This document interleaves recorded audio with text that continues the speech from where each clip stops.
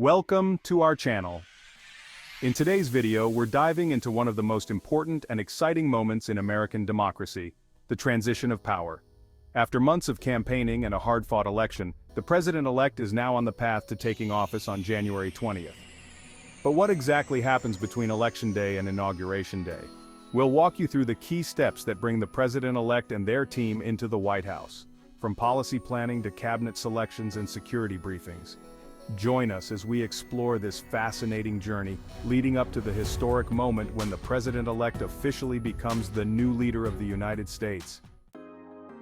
From Election Day to Inauguration Day, the president-elect and their team undergo an extensive transition process to prepare for governance. This period is designed to ensure the incoming president can take over responsibilities smoothly and implement their vision effectively from day one. Before we take a closer look at each phase of the transition, make sure to hit that subscribe button so you don't miss any of our future videos. 1. Election Day and certification of results. Vote counting. Immediately after polls close, votes are counted. Some states count faster than others, but all results must be verified. State certification. Each state certifies its results according to its deadlines, generally completing certification by late November or early December. Electoral College preparation. While the popular vote indicates the projected winner, the formal election process continues as electors prepare to cast their votes in December. General Services Administration (GSA) ascertainment. Once the GSA formally recognizes the election winner, the president-elect's transition team gains access to federal funds, office spaces, and other resources. Transition team deployment. The transition team, formed before the election, now ramps up operations. This team includes experts in policy, staffing, and government operations who will work closely with the outgoing administration to gather information on each federal agency.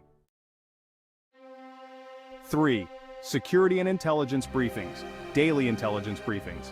The president-elect starts receiving intelligence briefings which provide critical updates on national security issues, threat and risk assessments.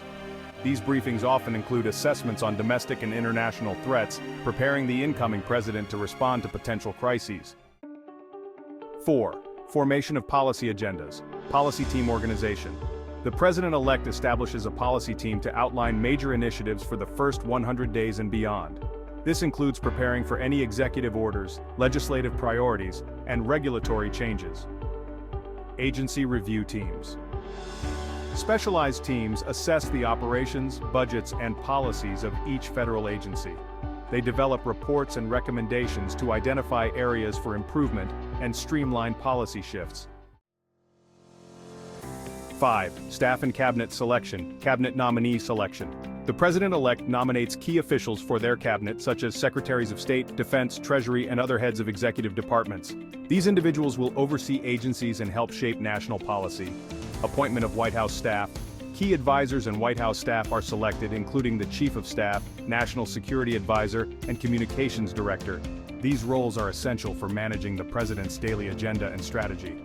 Background checks and vetting. Candidates for cabinet positions undergo background checks and financial disclosures to ensure they meet ethical standards and can be confirmed by the Senate. 6. Engagement with Congress and Senate preparation. Legislative strategy. The president-elect's team develops relationships with congressional leaders, laying the groundwork for passing key policies.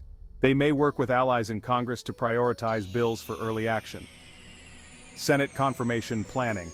Cabinet nominees prepare for Senate hearings, where they'll answer questions on their qualifications and policy goals. Preparation involves mock hearings and extensive briefings. 7. Electoral College and Congress's role.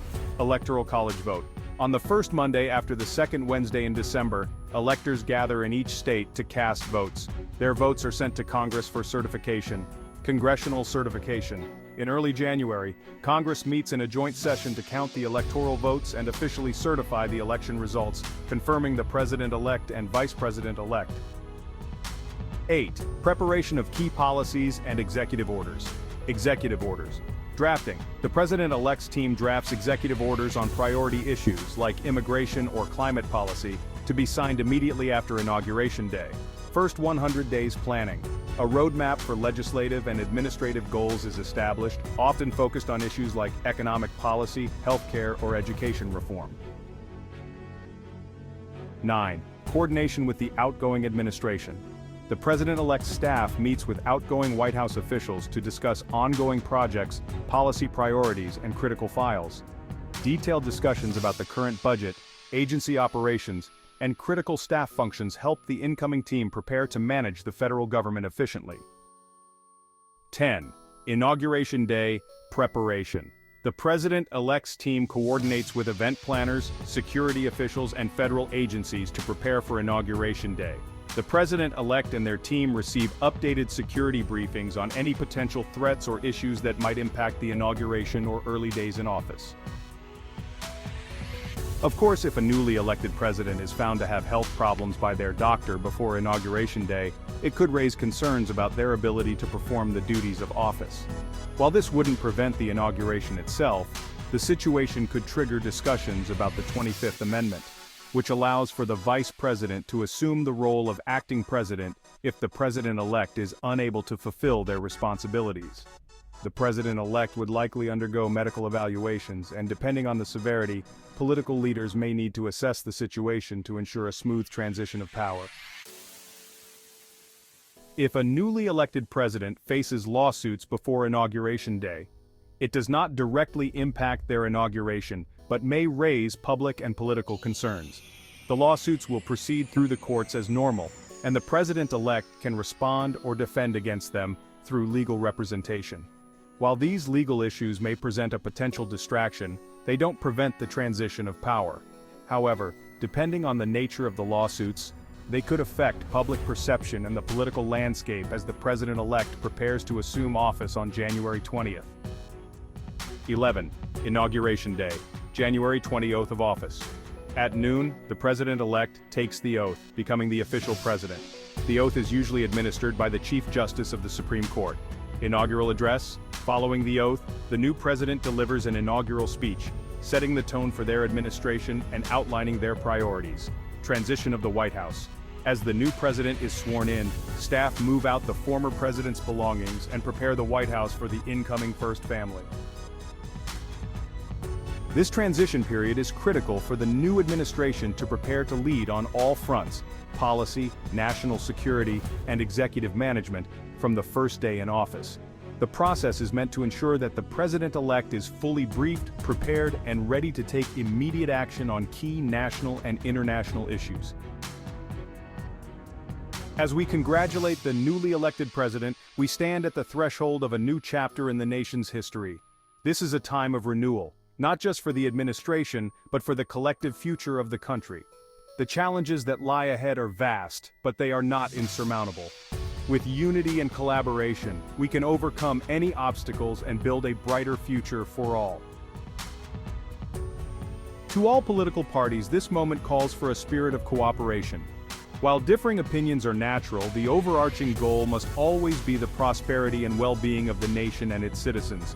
It is only through collective effort, dialogue, and compromise that we can address the complex issues facing us, whether they concern the economy, healthcare, national security, or education.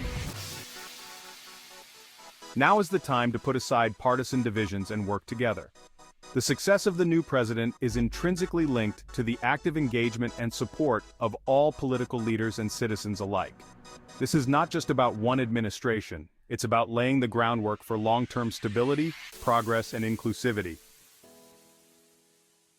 Let us move forward with a renewed commitment to our shared values and the understanding that every action taken for the greater good of the country is a step towards a brighter tomorrow.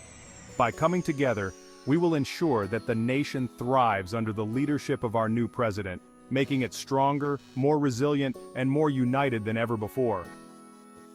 Thanks for watching, and don't forget to like, share, and subscribe so you don't miss our next interesting videos.